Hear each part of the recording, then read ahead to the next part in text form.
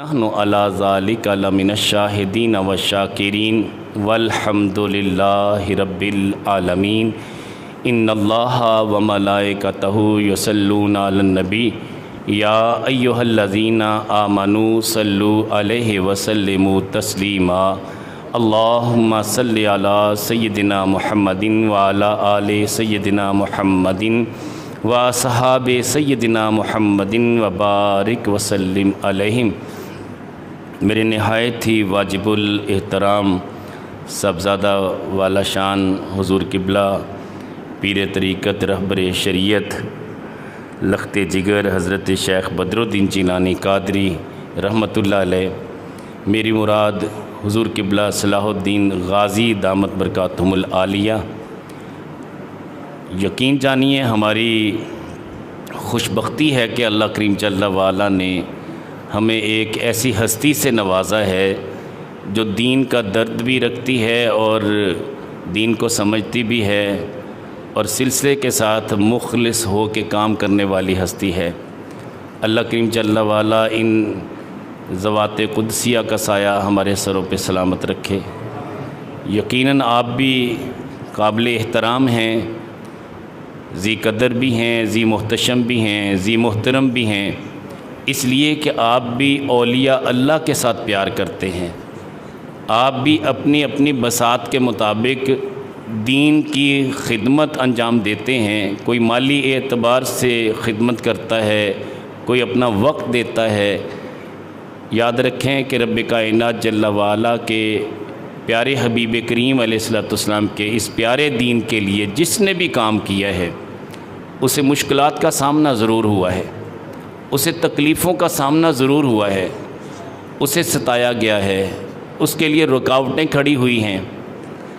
اور اگر ہم اس کو قرآن کی نظر میں دیکھتے ہیں تو قرآن کریم نے پہلے ہی ارشاد فرما دیا لا یخافون لومۃ لائم، یہ وہ ہستیاں ہوتی ہیں کہ یا کسی کی ملامت کی پرواہ نہیں کرتی۔ وہ اللہ کے نیک بندے، وہ اولیاء اللہ جو اللہ اور اس کے رسول کی رضا کے تابع ہوتے ہیں، انہیں کسی کی پرواہ نہیں ہوتی، انہیں کوئی کچھ کہتا رہے، یہ ہر طرح کا دکھ، ہر طرح کا غم اللہ اور اس کے رسول کی رضا کے لیے برداشت کرنے والے ہوتے ہیں۔ یہی وجہ ہے کہ رب کائنات جل وعلا نے فرمایا لا یخافون لومۃ لائم، یہ وہ لوگ ہیں جو کسی بھی ملامت کرنے والی کی ملامت کی پرواہ نہیں کرتے۔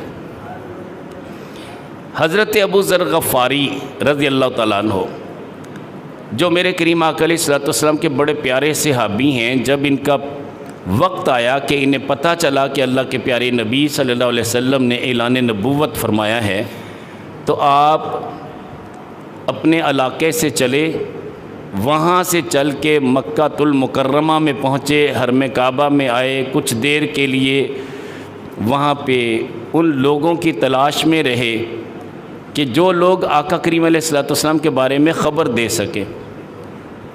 تو علماء فرماتے ہیں کہ 3 دن ایسے لگے کہ نہ کھانے کے لیے کسی نے کچھ دیا، نہ پانی کے لیے کوئی ایسی چیز میسر تھی۔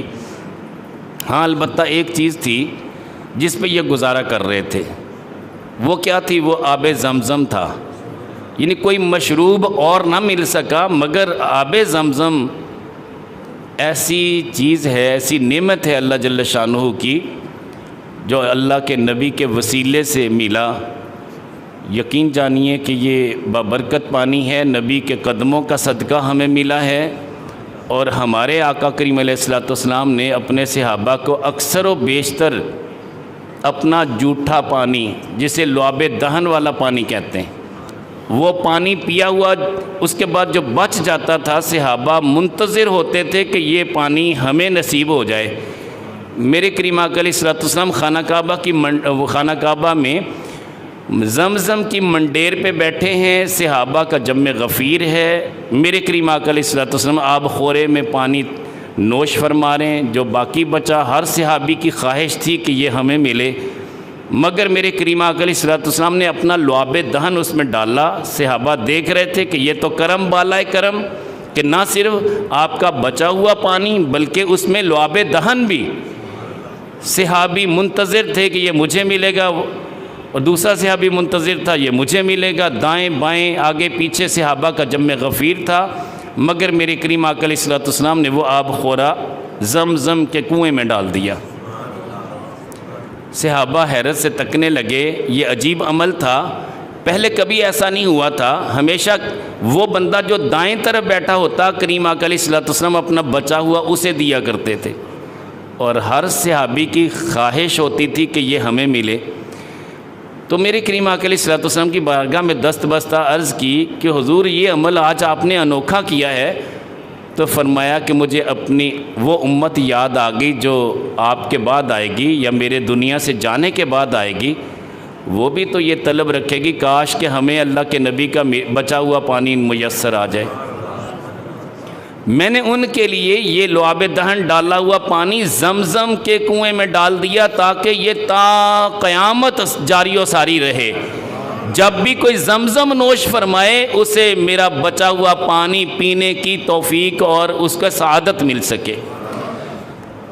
تو حضرت ابو ذر غفاری رضی اللہ تعالیٰ عنہ فرماتے ہیں کہ 3 دن ایسے گزرے، کھانے کے لیے کوئی چیز میسر نہیں تھی، میں واقف نہیں تھا، کوئی مجھے جانتا نہیں تھا، میں ایک مسافر کی طرح وہاں رہا اور 3 دن مسلسل آب زمزم پیتا رہا، جس سے میری بھوک بھی مٹ جاتی تھی، پیاس بھی مٹ جاتی تھی۔ کریم آقا علیہ الصلوۃ والسلام کی بارگاہ میں حاضر ہوتے ہیں، میرے کریم آقا علیہ الصلوۃ والسلام کی بارگاہ میں جا کے کلمہ پڑھ لیتے ہیں، مسلمان ہو جاتے ہیں۔ اس کے بعد میرے کریم آقا علیہ الصلوۃ والسلام جو پہلی نصیحت کرتے ہیں وہ یہ ہے، لا یخافون لومۃ لائم، اے ابو ذر اب ملامت کی پرواہ نہیں کرنی، لوگ تجھے برا بھلا کہیں گے، ٹارچر کریں گے، مشقت اور مصیبت کا سامنا ہوگا، لوگ اذیت دیں گے، تجھے دکھ پہنچائیں گے، مگر دین چھوڑنا نہیں ہے۔ یہ سب سے پہلی نصیحت تھی۔ حضرت ابو ذر غفاری رضی اللہ تعالیٰ عنہ فرماتے ہیں کہ میرے دل میں خیال آیا کہ نصیحت تو میرے کریم آقا علیہ الصلوۃ والسلام نے کر دی، کیا میں اس قابل ہوں؟ کیا میں لوگوں کی ملامت برداشت کر لوں گا؟ کیا میں دکھ برداشت کر لوں گا؟ کیا تکلیف جو مجھے دیں گے، اذیت دیں گے، میں برداشت کر لوں گا؟ میں نے اس کا ایک تجربہ کرنا چاہا، تو قریش کے کچھ لوگ بیٹھے ہوئے تھے حرم کعبہ میں، تو میں نے ان سب کے سامنے برملا اسلام کا اظہار کیا کہ اللہ کے پیارے نبی صلی اللہ علیہ وسلم آپ کے اندر یہاں تشریف لائے ہیں، کیا تم ان پہ ایمان نہیں لائے؟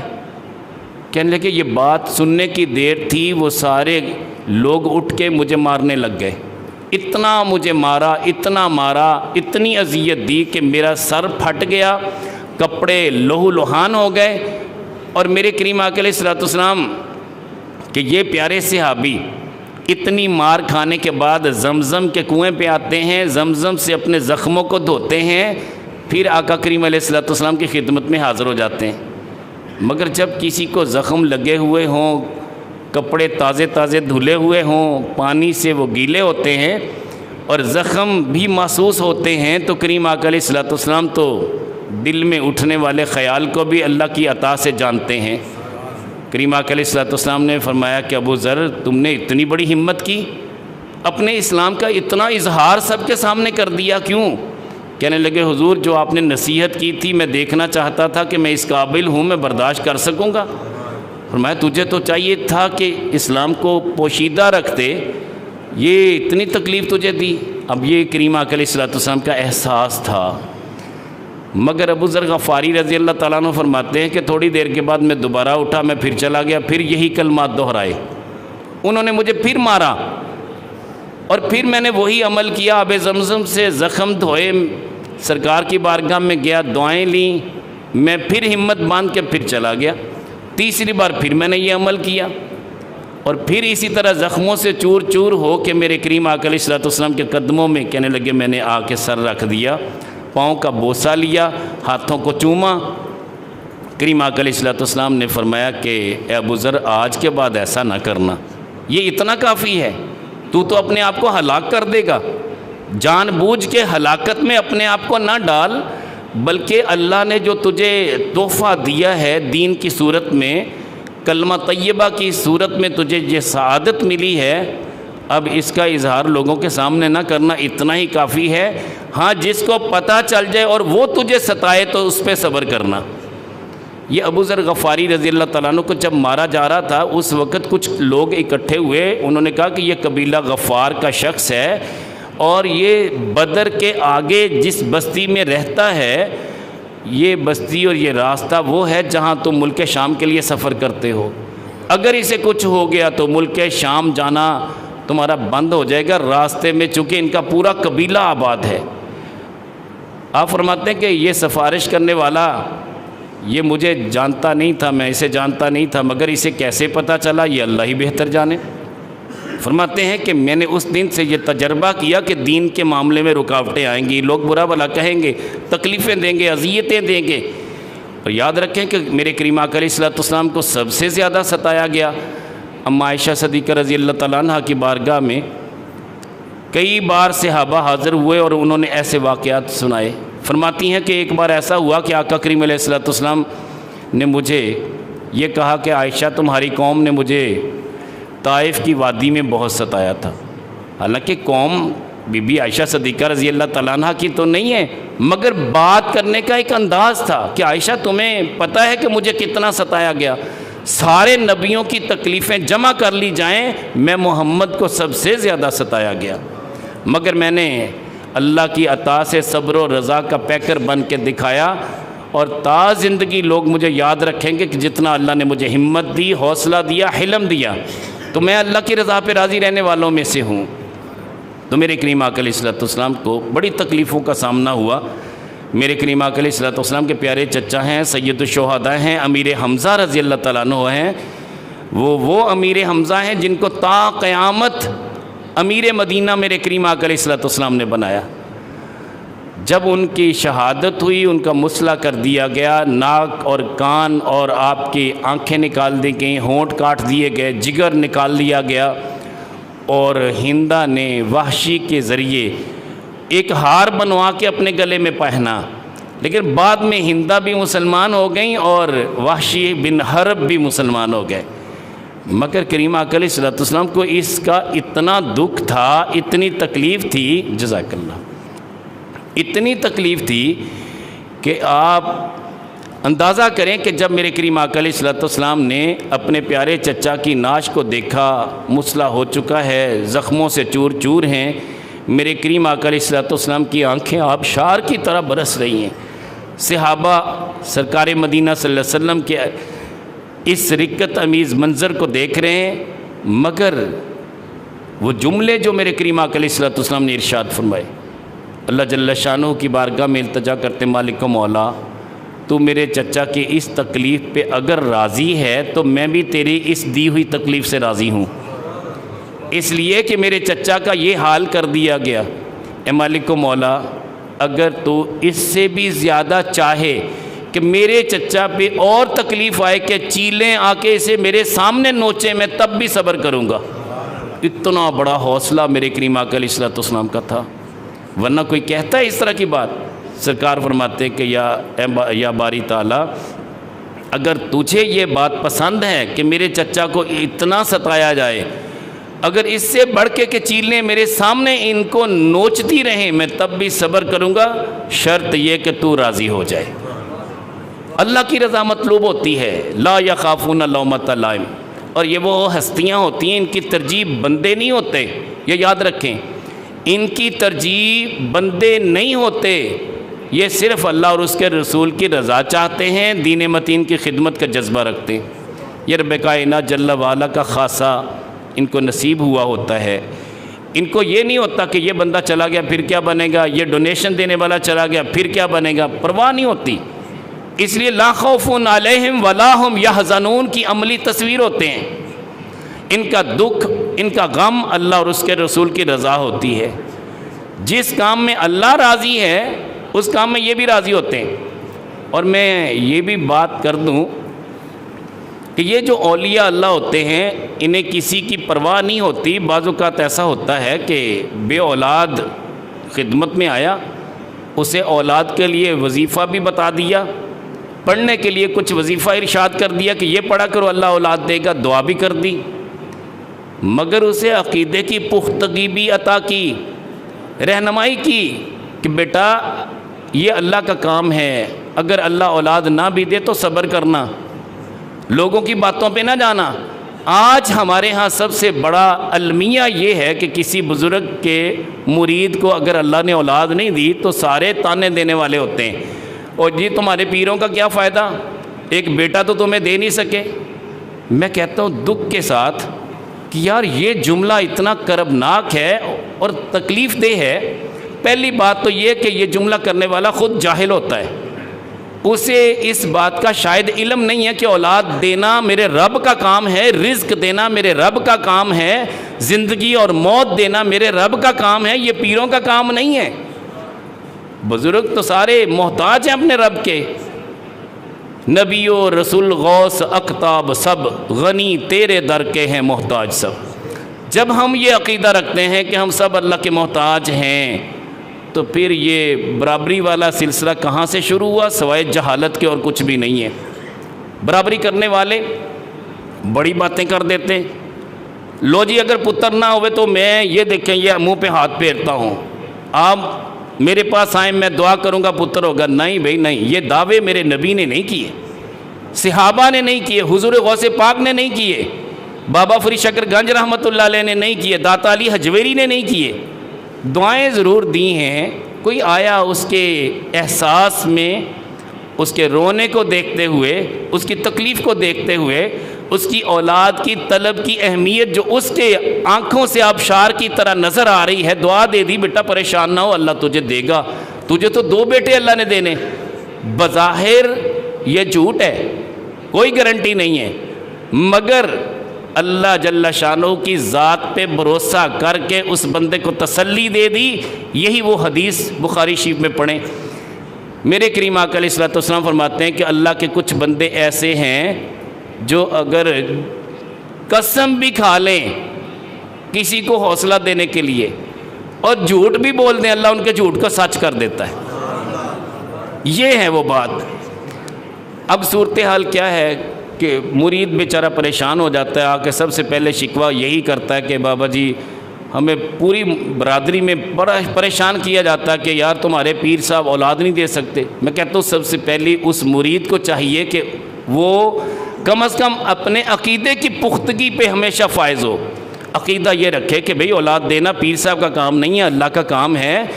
اگر یہ کام صرف پیر صاحب کا ہوتا تو میرے کریم آقا علیہ الصلوۃ والسلام کی ٹوٹل 13 ازواج مطہرات ہیں، 2 باندیاں ہیں، 11 ازواج مطہرات ہیں، ٹوٹل 13 ازواج مطہرات۔ 11 میں سے سیدہ خدیجۃ الکبریٰ رضی اللہ تعالیٰ عنہ کے بطن سے اولاد ہوئی، یا پھر حضرت سیداتنا ماریہ قبطیہ رضی اللہ تعالیٰ عنہ کے بطن سے ایک بیٹا ابراہیم پیدا ہوا۔ باقی ازواج مطہرات کی کوئی اولاد نہیں تھی، میرے نبی صلی اللہ علیہ وسلم کی طرف سے کوئی اولاد نہیں تھی، نہ بیٹا نہ بیٹی۔ میں کہتا ہوں خاص طور پہ اماں عائشہ صدیقہ رضی اللہ تعالیٰ عنہ کا حوصلہ دیکھیں، لوگوں نے تانے تو دیے ہوں گے، پتہ نہیں کیا کیا باتیں کی ہوں گی، مگر کریم آقا علیہ الصلوۃ والسلام کی بارگاہ میں ایک بار بھی انہوں نے نہیں عرض کی کہ حضور مجھے بیٹا ہی دے دیں یا مجھے بیٹی دے دیں۔ حقیقت کیا ہے، یہ اللہ اور اس کے رسول کی رضا پہ راضی رہنے والے لوگ ہوتے ہیں۔ الگ بات ہے کہ دعائیں کرواتے ہیں اور مریدین کو بھی چاہیے اپنے شیخ سے دعا کروائے، مگر اس کے ساتھ ساتھ اپنے عقیدے کو پختہ رکھے کہ میں اپنے رب کی رضا پہ بھی راضی رہوں گا۔ اسلام قبول کرنے کے بعد صحابہ آرام سے نہیں بیٹھے، جیسے حضرت ابو ذر غفاری رضی اللہ تعالیٰ عنہ کا واقعہ میں نے آپ کے سامنے عرض کیا، جس طرح ان کو تکلیفوں کا سامنا ہوا بہت سارے صحابہ نے تکلیفیں کاٹی ہیں۔ حضرت خبیب کو دیکھ لیجئے، حضرت بلال حبشی کو دیکھ لیجئے، حضرت عمار بن یاسر کو دیکھ لیجئے، حضرت سمیہ کو دیکھ لیجئے، تکلیفیں کتنی ہیں۔ جب اتنی بڑی تکلیفوں کا سامنا کرنا پڑا، لوگ ملامت بھی کرتے تھے، بلاؤ نا آپ اپنے نبی کو، اور جس کا کلمہ پڑھا ہے اسے بلاؤ، تمہیں ان تکلیفوں سے بچائے۔ یہ ساری باتیں تھیں۔ میرے کریم آقا علیہ الصلوۃ والسلام دعا کر دیتے کہ مالک یہ ساری تکلیفیں میں برداشت نہیں کر سکتا، میں تو شاہانہ ٹھاٹ باٹ چاہتا ہوں، تو اللہ ایسا کر دیتا۔ حضرت سلیمان علیہ السلام نے بھی تو پوری دنیا پہ حکومت مانگی تھی نا، تو رب کائنات جل وعلا نے چرند پرند نباتات و جمادات سب اس کے تابع کر دیے تھے۔ حضرت سلیمان علیہ السلام کے تابع ساری مخلوق ہونے کے باوجود وہ شکر گزار رہے۔ میرے کریم آقا علیہ الصلوۃ والسلام سے بھی پوچھا گیا کہ اے پیارے حبیب، اگر آپ چاہیں تو آپ کے لیے ہم اتنا کر دیں کہ یہ پہاڑ سونے کے بن کے آپ کے ساتھ چلیں، پروٹوکول ہو آپ کے ساتھ، مگر اے محبوب اگر فقر پسند کریں تو یہ فقر آپ کے لیے خاص تحفہ ہے۔ تو میرے کریم آقا علیہ الصلوۃ والسلام فرماتے ہیں میں نے فقر کو پسند کر لیا، اور میں نے پسند کیا کہ اے مالک و مولا مجھے ایک دن اپنی نعمتوں سے نواز، اور دوسرے دن میں تیری بارگاہ میں التجا کروں کہ مالک مجھے عطا کر، میری زندگی ایسی ہو کہ مجھے تیری نعمتوں سے بھی محرومی نصیب نہ ہو، بلکہ تیری نعمتیں وافر ملیں، میں سب کو بانٹنے والا بنوں۔ مگر اے مالک و مولا ایسا بھی وقت آئے کہ میں تجھ سے مانگوں، مجھے تجھ سے مانگنا پسند ہے، میں چاہتا ہوں کہ تیری بارگاہ میں التجا کرتا رہوں۔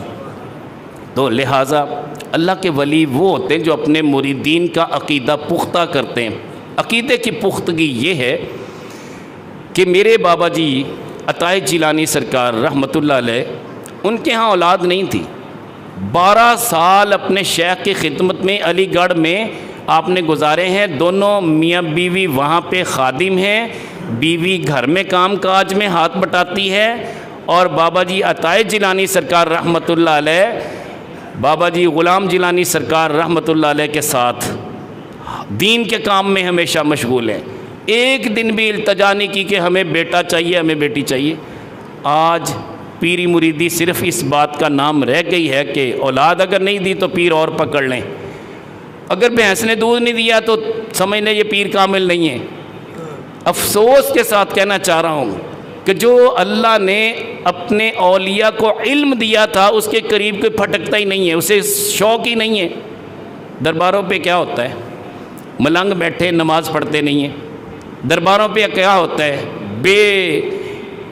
میں کہتا ہوں کہ جو بے شرمی کے ایسے ایسے گل کھلائے جاتے ہیں، عورتیں مرد سب اکٹھے ہوتے ہیں، اور اس کی بنا پہ ہمیں شرمندہ کیا جاتا ہے۔ بدنامی اولیاء اللہ کی ہوتی ہے۔ کام کرنے والے جاہل قسم کے لوگ ہوتے ہیں۔ کوئی مزارات کو سجدے کر رہا ہے، مزارات کو سجدہ کرنا حرام، مگر کسی نے فرط محبت میں مزار کو چوم لیا تو یہ ابو ایوب انصاری رضی اللہ تعالیٰ عنہ کی سنت ہے۔ میرے کریم آقا علیہ الصلوۃ والسلام کی تربت اطہر کو حضرت ابو ایوب انصاری رضی اللہ تعالیٰ عنہ چوما کرتے تھے۔ ایک دن مروان آ گیا، اس نے پیچھے سے آواز دی، کیا شخص یہ تو کیا کر رہا ہے؟ آپ نے پیچھے مڑ کے دیکھا، جب دیکھا تو ابو ایوب انصاری تھے۔ مروان تو ایک بار کانپ گیا کہ اتنے بڑے جید صحابی جو میزبان رسول ہیں، مدینہ طیبہ میں میرے کریم آقا علیہ الصلوۃ والسلام کی اونٹنی انہی کے گھر تو ٹھہری تھی، تو اتنے بڑے جید، میں نے یہ ڈانٹ کے جو لفظ بولا ہے، تیز آواز میں بولا ہے، مجھے نہیں بولنا چاہیے تھا۔ مروان کو یہ احساس ہوا، مگر حضرت ابو ایوب انصاری رضی اللہ تعالیٰ عنہ کا جملہ سنیے۔ آپ فرماتے ہیں کہ انا جئت رسول اللہ صلی اللہ علیہ وسلم، میں اللہ کے نبی کے پاس آیا ہوں، رسول اللہ کے پاس آیا ہوں، لم آتل حجرا، میں کسی پتھر کے پاس نہیں آیا، یہ میرے رسول اللہ ہیں، میں ان کو چوم رہا ہوں۔ جیسے زندگی میں ہاتھوں کا بوسہ لیتا تھا، قدموں کا بوسہ لیتا تھا، آج یہ قبر میں چلے گئے تو سب سے زیادہ قریب ترین جگہ یہی مزار ہے، اسی مٹی کو چوم کے میں تو اپنی سعادت پا رہا ہوں، تم مجھے منع کرتے ہو۔ اور یہ امام تبری نے بھی لکھا، امام قرطبی میں نے بھی لکھا، امام حیثمی میں نے بھی لکھا، امام ہندی نے بھی لکھا، امام ابو نعیم نے بھی لکھا، یہ اتنی بڑی معتبر روایت ہے۔ اما عائشہ صدیقہ رضی اللہ تعالیٰ عنہ فرماتی ہیں کہ میں مزار پر انوار کے ساتھ لپٹ جایا کرتی تھی، جب کہ میرے ابو ابھی دفن نہیں ہوئے تھے، عمر بن خطاب ابھی دفن نہیں ہوئے تھے، میں تنہا میرے کریم آقا علیہ الصلوۃ والسلام کی تربت اطہر پہ جب میں جاتی، حجرے کے اور مزار شریف کے درمیان صرف ایک پردہ تھا، میں پردہ اٹھا کے اندر جاتی، مزار شریف کو چوم لیتی، بعض اوقات فرط محبت میں دونوں بازو پھیلا کے اس تربت اطہر کے ساتھ چمٹ جاتی۔ یہ محبت کا ایک انداز ہے۔ آج کیا ہوتا ہے؟ میت پڑی ہے بغیر کسی تخصیص کے، مسلک کس کا ہے؟ کوئی مسلک کی بات نہیں ہے، باپ ہے، ماں ہے، وہ کفن دے دیا گیا ہے، بعض اوقات تو ابھی کفن بھی نہیں دیا ہوتا، چارپائی پہ لیٹے ہوئے، بیٹا آتا ہے والہانہ محبت میں آ کے چومنا شروع کر دیتا ہے، قدموں کو بھی چوم رہا ہے، اور سر کے بوسے بھی لے رہا ہے، پیشانی کے بوسے بھی لے رہا ہے، لپٹ جاتا ہے۔ مجھے بتائیے کہ ابھی تو یہ پہلا صدمہ ہے، تو اتنی عقیدت اور محبت، اس میں کسی مسلک کی بات نہیں ہے، مسلک سارے چھوڑ دیتا ہے۔ اس وقت اتنی اسے تکلیف ہوتی ہے کہ میرا باپ دنیا سے چلا گیا، میری ماں چلی گئی، وہ بیچارہ فرط محبت میں سب کچھ بھول جاتا ہے، اس میت کے بوسے لینا شروع کر دیتا ہے۔ یاد رکھیں کہ میرے کریم آقا علیہ الصلوۃ والسلام کے بوسے بھی صحابہ نے لیے، ہاتھوں کو بھی چوما، قدموں کو بھی چوما۔ بخاری شریف اٹھا کے دیکھ لیجئے، یہ منع نہیں ہے۔ تو میرا موضوع تھا تکلیف کے حوالے سے۔ تو یاد رکھیں کہ یہ ساری تکلیفیں آتی ہیں، رکاوٹیں پیدا کرنے والے رکاوٹیں پیدا کرتے رہتے ہیں، لیکن اللہ کے بندے ان باتوں پہ دھیان نہیں دیتے۔ میں اچھی طرح یاد ہے مجھے، جب کوئی دم کروانے کے لیے باہر آتا تو میرے بابا جی فرماتے جاؤ بیٹا جا کے دم کر دو۔ اب میں آ کے کہتا جی بابا جی نے مجھے بھیجا میں دم کر دوں، وہ جو دم کروانے والا ہوتا وہ کہتا ہے نہیں جی میں نے تو بابا جی سے دم کروانا ہے۔ ایک عقیدت تھی، پیار تھا، جب وہ یہ جملہ کہتا ہے میں نے تو بابا جی سے دم کروانا ہے، ایک ذہن میں ہوتا ہے یہ تو بچہ ہے، اس نے دم کیا کرنا۔ تو بابا جی کو جا کے میں دوبارہ کہتا کہ جی وہ شخص کہہ رہا ہے کہ بابا جی مجھے دم کریں، میں نے ان سے کروانا ہے۔ بابا جی جلال میں آ جاتے، کہتے اسے کہو کہ جانا چلے جاؤ، دم کروانا تو کروا لو۔ یہ جملہ ہے میرے بابا جی کا، اس وقت جب خود بابا جی علالت میں تھے، چل کے باہر نہیں آ سکتے تھے، اس وقت کی بات۔ اچھا میں نے بابا جی سے پوچھا، میں نے کہا جب لوگوں کو میرے دم کا فائدہ ہی نہیں ہوتا تو میں نے ضرور دم کرنا۔ بڑے جلال میں آ کے ایک جملہ کہا کہ تو نے ٹھیکہ اٹھایا شفا دینے کا؟ شفا اللہ نے دینی ہے، تیرا کام ہے دم کرنا۔ اس بندے کو بھی چاہیے کہ جو دم کروانے کے لیے آیا ہے، دم کرنے کے لیے شیخ کی ذات نے بیٹے کو بھیج دیا تب بھی دم کروا لے، اور کسی غلام کو خادم کو بھیج دیا اس سے بھی دم کروا لے، شفا تو اللہ نے دینی ہے۔ ہمارے عقیدے کے اندر اتنا غلو ہو چکا ہے، مبالغہ آ رہی اتنی، یقین جانیے کہ دکھ ہوتا ہے جب اس طرح کی باتیں کر کر کے اولیاء اللہ کو بدنام کیا جاتا ہے، بزرگوں کو بدنام کیا جاتا ہے۔ سچی بات ہے، ہمارے آقا کریم علیہ الصلوۃ والسلام کی تعلیمات یہ نہیں ہیں۔ یہ باتیں، یہ جو لوگ دعویٰ کرنے والے عامل قسم کے لوگ ہوتے ہیں، آئیں جی 3 دن میں محبوب آپ کے قدموں میں، آئیں جی آپ کو اولاد نہیں ہے تو شرطیہ بیٹا پیدا ہوگا، یہ سب من گڑت باتیں، اس کی کوئی حقیقت نہیں ہے۔ ہمارے مسلک کو بدنام کیا جاتا ہے۔ ہاں ٹھیک ہے تعویذ دیں، یہ بھی تعویذ ایک قسم کا ایک لیٹر ہوتا ہے، ایک چٹھی ہوتی ہے۔ میرے بابا جی حضور فرماتے ہیں کہ بیٹا یہ تو ایک اپلیکیشن ہے، اللہ کی بارگاہ میں تعویذ حقیقت میں اس کے ناموں کا وہ مجموعہ جو آپ نے پینے کے لیے کسی کو دیا لکھ کے، وہ ایک اپلیکیشن ہے کہ مالک تیرے ان ناموں کا واسطہ جو اس حوالے سے ہیں، جب پکارے جائیں تو اللہ اولاد دے دیتا ہے۔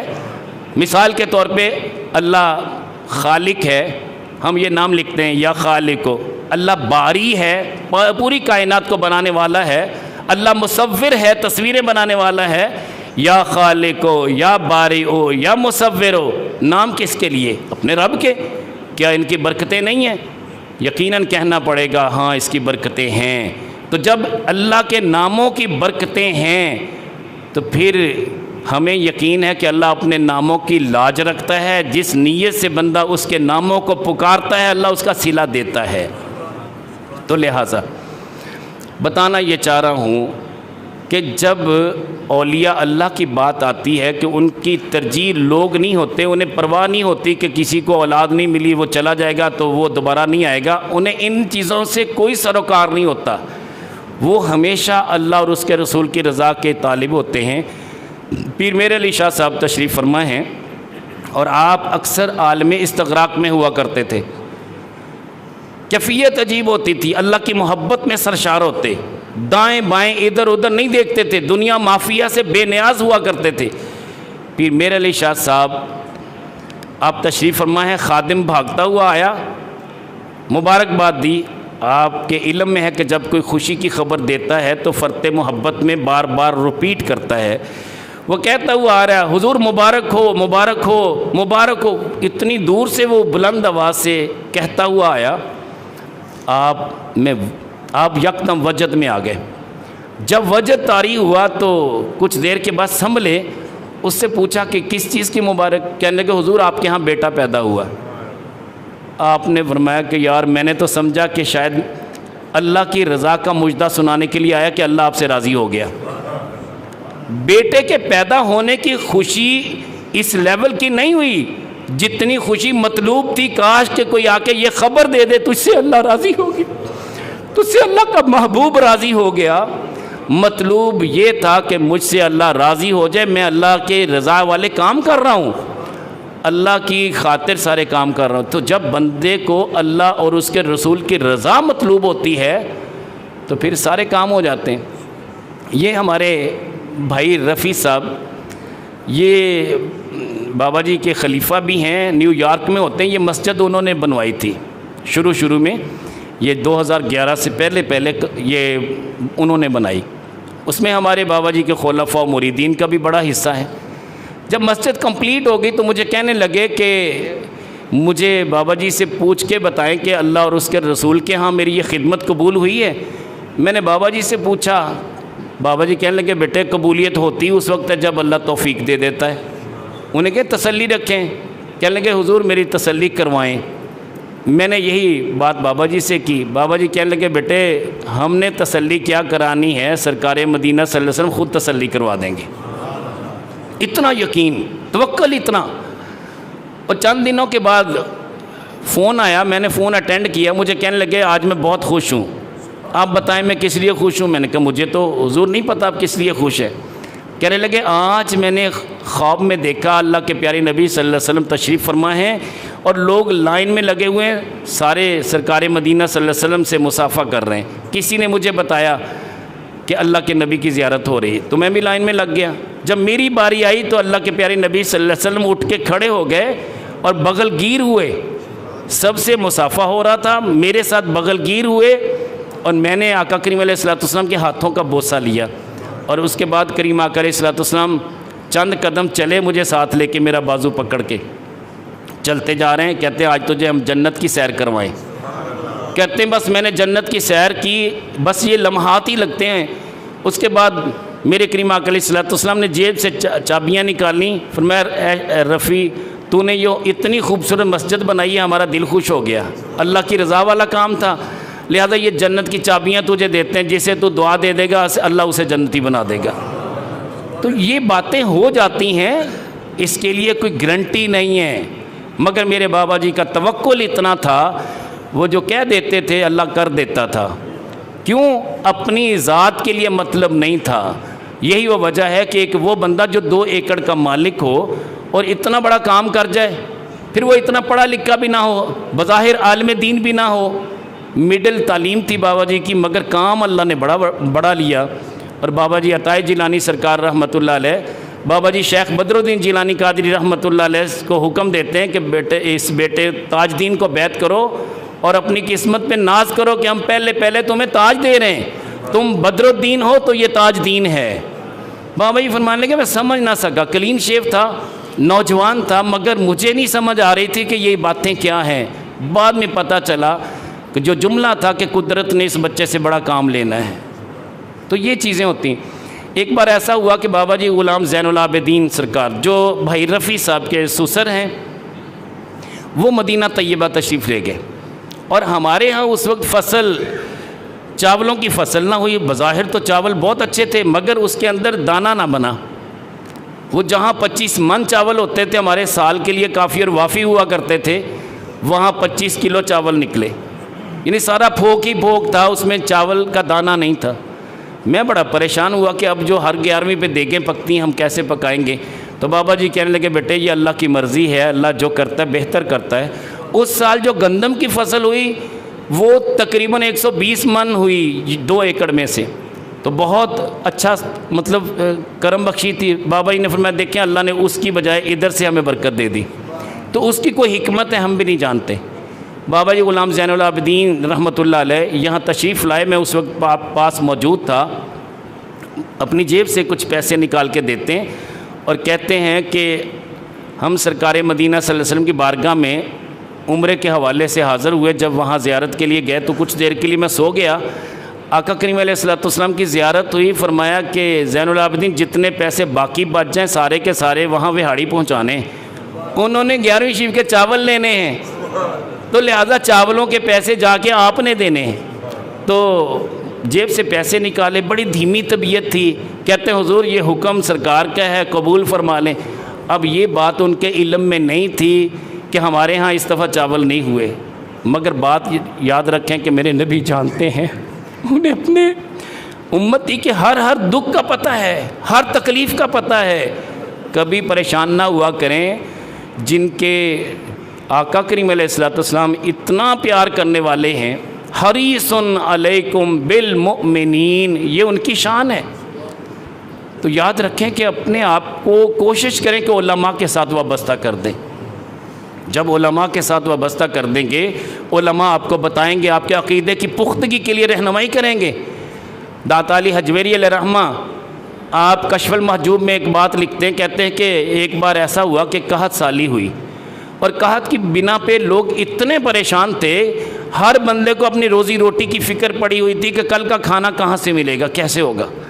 تو کسی کا ایک غلام بھاگتا آیا، وہ چھلانگے لگا رہا تھا، اچھل کود کر رہا تھا، جیسے ایک بندہ اپنی انداز میں خوشیاں منا رہا تھا۔ سارے لوگ پریشان تھے مگر وہ بندہ اچھل کود کر رہا تھا۔ تو کسی سیانے بندے نے کہا کہ تجھے شرم نہیں آتی، سارے پریشان ہیں، تو اس طرح کے چھلانگے لگا رہا ہے، تو تجھے کم از کم دوسرے لوگوں کا احساس ہونا چاہیے۔ وہ کہنے لگا کہ مجھے پریشانی اس لیے نہیں ہے کہ میرے مالک کے بڑولے بھرے ہوئے ہیں۔ اب داتا علی حجویری علیہ رحمہ بڑی پیاری بات لکھتے ہیں، کہتے ہیں جیسے اس خادم کو، اس غلام کو اپنے مالک کے بھرے ہوئے بڑولوں پہ اتنا یقین تھا کہ قحط سالی ہمیں کچھ نہیں کہے گی، کاش کہ بندے کو اپنے رب کے خزانوں پہ اتنا یقین ہو جائے کہ میرے رب کے خزانے بڑے وسیع ہیں۔ جب وہ دینے پہ آتا ہے، ایسے ایسے لوگوں سے لے کے دے دیتا ہے جنہوں نے کبھی سوچا بھی نہیں ہوتا۔ تو یہ سارا کام اللہ جل شانہ کی ذات پہ توکل اور بھروسے کے بعد ہی ہوتا ہے، اور اولیاء اللہ کا توکل سب سے زیادہ ہوتا ہے، یاد رکھیں۔ داتا علی حجویری علیہ رحمہ فرماتے ہیں کہ اگر لوگوں کو یہ کہا جائے کہ یہ انگارے ہیں، ان میں کود جاؤ، تو وہ اس میں کود جائیں گے، مگر اگر انہیں یہ کہا جائے کہ جو علم حاصل کیا اس پہ عمل کر لو، تو عمل نہیں کریں گے۔ جی بیٹا، وعلیکم السلام، جزاک اللہ، بیٹھے۔ تو ہمارے ہاں فقدان کس بات کا ہے کہ ہم نہ تو علم حاصل کرتے، نہ علماء کے ساتھ بیٹھتے، نہ علماء کو سنتے ہیں۔ یہ المیہ ہے، یہ نہ صرف عوام کی بات کر رہا ہوں بلکہ خواص کی بات بھی کر رہا ہوں۔ کسی بھی علمی شخصیت کی قدر اس کی زندگی میں نہیں ہوتی، بعد میں سارے روتے ہیں۔ علامہ یعقوب فریدی صاحب چلے گئے، یقین جانیے کہ گئے کیسے ہیں، نسبت کیا ہے بابا جی تاج الدین جیلانی قادری رحمۃ اللہ علیہ کے ساتھ۔ وہ نسبت جب سے ہوئی، بے لوث جمعہ پڑھانے کے لیے آیا کرتے تھے، کبھی انہوں نے اپنے وہ پیسوں کے حوالے سے مطالبہ نہیں کیا تھا۔ میں نے کہا حضور میں کچھ نہیں دے سکتا، میں تنخواہ بھی نہیں دے سکتا، کہنے لگا میں بے لوث جمعہ پڑھاؤں گا۔ کئی سال تک مسلسل جب میرے پاس پیسے نہیں ہوتے تھے بے لوث پڑھاتے تھے۔ تو لیکن اللہ نے جب مجھے توفیق دی تو میں نے کچھ نہ کچھ ان کی خدمت کر دینی۔ یاد رکھیں کہ ان کو اس نسبت کا جو فیض ملا وہ یہ تھا کہ حالت نماز میں، نماز مغرب کی پہلی رکعت میں ان کو ہارٹ اٹیک ہوا، حالت نماز میں دنیا سے چلے گئے۔ بس نماز سے پہلے میرے ساتھ فون پہ بات ہوئی کہ حضور آپ تشریف لے آئے۔ میں نے کہا حضور پروگرام تو عشاء کے بعد شروع ہونا ہے، کہنے لگے آپ پہلے آ جائیں، میرا دل چاہتا ہے پہلے آ جائیں۔ میں نے کہا حضور کیا کروانا ہے، کہنے لگے کھانا آپ کو کھلانا ہے۔ میں نے کہا کھانا میں نے نہیں کھانا، میں عشاء کے بعد آؤں گا۔ پروگرام تھا، بڑی کانفرنس رکھی ہوئی تھی، مگر یاد رکھیں کہ اللہ والوں سے نسبت کا صلہ یہ ملتا ہے کہ بندے کا آخری وقت بہت اچھا آتا ہے، اس لیے کہ ہر وقت تو اللہ کے ذکر سے سرشار ہوتا ہے بندہ۔ تو یاد رکھیں کہ علم پہ عمل یہ بہت ضروری ہے۔ تو باجزید بستامی علیہ رحمہ فرماتے ہیں کہ میں نے 30 سال جنگلوں میں چلے کیے، مجاہدے کیے، سب کچھ کیا، سب کچھ آسان تھا، سب سے مشکل ترین بات یہ تھی کہ علم کے اوپر عمل کرنا مشکل تھا۔ آپ فرماتے ہیں کہ جس بندے نے اپنی بات پہ عمل خود کرنا شروع کر دیا وہ بندہ اللہ کا مقبول بندہ ہو جاتا ہے۔ کہنے کو تو ہم بہت کچھ کہتے ہیں، رب کائنات جل وعلا فرماتے ہیں یا ایھا الذین آمنوا لما تقولون ما لا تفعلون، اے ایمان والو وہ کیوں کہتے ہو جس پہ خود عمل نہیں کرتے۔ دوسروں کو ہم نمازوں کا بھی کہتے ہیں، قرآن پڑھنے کا بھی کہتے ہیں، مگر خود اپنے گریبان میں ہم دیکھتے نہیں کتنے پیچھے۔ اور جس کو 4 دن سے نماز نصیب ہو جاتی ہے یا تہجد نصیب ہو جاتی ہے، وہ اپنا سارا غصہ اپنی اولاد پہ نکالتا ہے، اپنے دوستوں پہ نکالتا ہے کہ تم کیسے لوگ ہو یار نماز نہیں پڑھتے. بھئی 4 دن سے تم نے شروع کر دی تو اب باقی لوگوں پہ غصہ تو نہ نکالو، پیار سے موٹیویٹ کرو. شیخ سعدی علیہ رحمہ اپنے والد محترم کے ساتھ تھے، فرماتے ہیں کہ جب ایک جگہ پہ گئے تو ساری رات محفل تھی، لوگ سو گئے، تھکے ہوئے تھے. نماز تہجد کے لیے یہ باپ بیٹا دونوں اٹھے، وضو کیا، نماز تہجد پڑھنے لگ گئے. نماز تہجد پڑھ رہے ہیں، کہتے ہیں میں نے کہا کہ دیکھیں کیسے غافل لوگ ہیں، آئے ذکر کی محفل کے لیے مگر وہ غفلت میں سوئے ہوئے، نماز تہجد ان کو نصیب نہیں ہے. تو میرے باپ نے مجھے کہا کہ بیٹا اس سے بہتر تھا تو بھی سویا رہتا، تجھے کیا پتا کہ ان کا سونا بھی عبادت ہے، اس لیے کہ یہ اللہ کا ذکر کرتے کرتے سوئے ہیں. تو لہٰذا حضور ہم جو عبادت کرتے ہیں اس پہ گھمنڈ اور تکبر اور غرور ہماری عبادت کو بیکار کر دیتا ہے، ہمارے عمل کو بیکار کر دیتا ہے، اس لیے کہ ہمارے ذہن میں ہوتا ہے کہ شاید ہم زیادہ آگے نکل چکے. فلا تزکوا انفسکم، اپنے آپ کو کبھی زیادہ پاکیزہ شو نہ کرو. ہوا عالم بمن اتقی، رب جانتا ہے کہ تقوی کس کے پاس ہے. تو تقوی کا نور اللہ ہمیں نصیب کرے. وقت چونکہ ہو چکا، اللہ کریم جل والا ہمارے علامہ یعقوب فریدی صاحب رحمۃ اللہ علیہ کے درجات بلند فرمائے، اور جس طرح بڑی پیاری موت ان کو اللہ نے نصیب کی، اللہ ہمیں بھی ایسی نصیب کرے اور ہم سب کا خاتمہ ایمان پہ فرمائے. اللہ جل شانہ ہماری حاضری قبول فرمائے. وما علینا الا